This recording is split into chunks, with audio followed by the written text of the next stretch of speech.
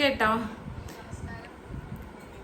അപ്പോൾ ഞാൻ രേണു സുധിയാണ്. നമസ്കാരം. നിങ്ങളുടെയൊക്കെ വോട്ട് കിട്ടിയാലേ എനിക്ക് മുന്നോട്ട് പോകാൻ പറ്റത്തുള്ളൂ. ഞാൻ പെട്ടെന്ന് ഈ വീഡിയോ കണ്ടപ്പോൾ ഞാൻ വിചാരിച്ചു, അയ്യോ ഇതേതോ വീഡിയോ, പിന്നെ ഇതെന്തുവാ മൈക്കൊക്കെ വെച്ചിട്ട്, പിന്നെ ബിഗ് ബോസിൽ മൈക്കൊക്കെ കൊടുത്തോ? പെട്ടെന്ന് എനിക്ക് ഫുള്ളി കൺഫ്യൂഷൻ. കാരണം ലൈവ് കണ്ടുകൊണ്ടിരുന്ന ഒരാൾ, ഞാൻ അത് എപ്പോഴാണ് ആ ലൈവ്, ഞാൻ ഫുള്ള് ബാക്കിലോട്ട് പോയി ലൈവ് എപ്പോൾ നടന്നു. പെട്ടെന്ന് എനിക്ക് മനസ്സിലായി. കാരണം 2 ഉടുപ്പാണ് രേണുവിന് കൊടുത്തിരിക്കുന്നത്. ആ 2 ഉടുപ്പല്ല, ഇത് വേറെ ഒരു ഉടുപ്പാണ്. അപ്പോൾ ഇതൊക്കെ നേരത്തെ പ്ലാൻ ചെയ്ത് വെച്ചിരുന്നു. നേരത്തെ ഇതെല്ലാം വീഡിയോ എടുത്ത് വെച്ചിട്ട് പോകുന്ന ഒരാളിനെ കുറിച്ച് ഒന്ന് ആലോചിച്ച് നോക്കേ.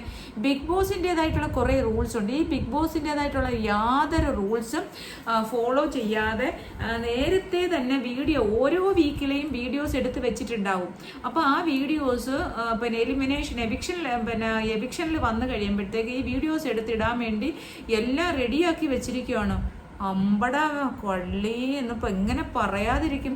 കാരണം ഇത്രയും സ്ഥൂലമായ ശരീരത്തിൽ, ഇത്രയും നീളവും ഇത്രയും ശരീരത്തും ആ തലയിലിരിക്കുന്ന ബുദ്ധി ഒരു അപാര ബുദ്ധി തന്നെ. അപ്പം ഞാൻ രാവിലെ പറഞ്ഞ കള്ളം മാത്രമല്ല കേട്ടോ, കള്ളവും കപടതയും കൗശലവും കുതന്ത്രവും എന്ന് വേണ്ട ഒരു മനുഷ്യനായ വ്യക്തിക്ക് കിട്ടാവുന്ന എല്ലാ നെഗറ്റീവുകളുള്ള ഒരു സ്ത്രീ. എൻ്റെ ദൈവമേ.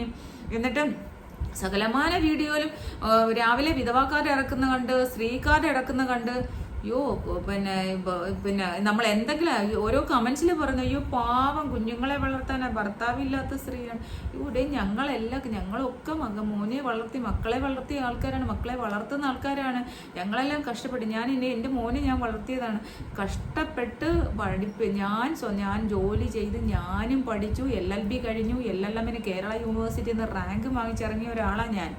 അപ്പോൾ നമ്മളടുത്ത് ഇതൊക്കെ പറഞ്ഞു കഴിഞ്ഞാൽ നമുക്കിതൊക്കെ വളരെ നിസ്സാരമായിട്ടാണ് തോന്നുന്നത്.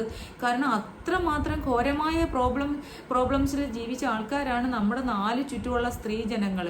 ഒരുപാട് അമ്മമാർ മക്കളെ കഷ്ടപ്പെട്ട് വളർത്തിയിട്ട് എന്നിട്ട് ആ മക്കൾ കൊണ്ട് അനാഥ മന്ദിരത്തിലെ അമ്മമാരെ എനിക്കറിയാം. അതുകൊണ്ട് ഇതൊന്നും പറഞ്ഞുകൊണ്ട് ഒരു വിക്ടിം കാർഡ് ഇറക്കിയിട്ട് കാര്യമില്ല. പക്ഷെ എന്നാൽ ഇതിത്തിരി കടുപ്പമായി പോയി. നേരത്തെ തന്നെ ഓരോ ആഴ്ചയിലും വീഡിയോ ഒക്കെ എടുത്ത് വെച്ചിട്ട് ആ വീഡിയോ എവിക്ഷനിൽ വരുമ്പോഴത്തേക്ക് ആ വീഡിയോ എടുത്തുകൊണ്ട് വന്ന് ഇടുവാണ്. എന്നിട്ട് വോട്ട് തരണേന്ന്. ബിഗ് ബോസ് ഇതൊന്നും കാണുന്നില്ല എന്തോ? ഈ അങ്ങനെയുള്ള ആൾക്കാരെ ഒന്ന് ബിഗ് ബോസ് നിർത്തുക. എനിക്ക് അറിയത്തില്ല ഇതെന്തോ. അല്ലേ തന്നെ ബിഗ് ബോസ് ഈ പ്രാവശ്യത്തെ ബിഗ് ബോസ് ഈ